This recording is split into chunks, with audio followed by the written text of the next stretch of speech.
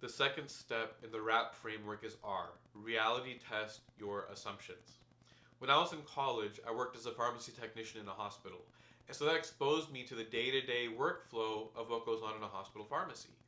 And I had a number of friends who were either on their way to pharmacy school or in pharmacy school. Now understand what that actually implies.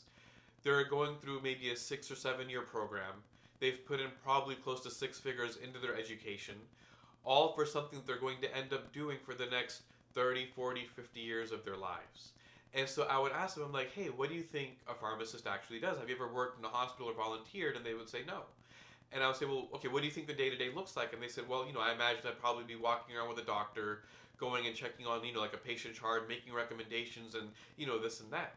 And I was like, actually, the day to day workflow looks absolutely nothing like that. A pharmacist in a hospital is, at least when I was working there, is probably glued to a computer.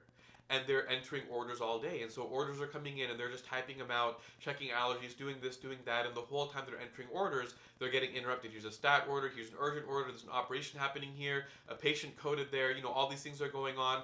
Nurses are calling in, they're taking phone calls. So they're doing 6 or 7 things at once, and they sometimes don't even have time to get up and take a 10-minute break. And when they do get a break and they turn around from their computer, there's a technician like me standing there with a tray or a cart full of medications that need to be checked off before they go out to the floor and they're given to patients. And when I would explain that day-to-day workflow, people would just look at me with that glazed look over their faces, like, "Oh, I didn't know that. I didn't realize that that's what the day-to-day looked like." And yet, they had already made the commitment because I've always known that I've wanted to be a pharmacist. I know it's a good career. I know it's a respectable career. I know that this is what I want to do. This is what I was meant to do. This is what I'm passionate. All these different things. I know that this is right for me, but they don't actually know what that day to day looks like.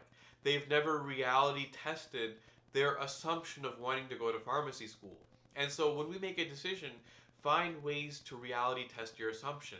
In the first video, we talked about that banana bread, and we gave that example.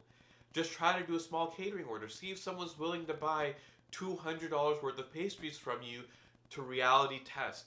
Are these actually good? Find ways to do small experiments. And if you want more about this, check out my video on 3 things I learned from the book Little Bets by Peter Sims.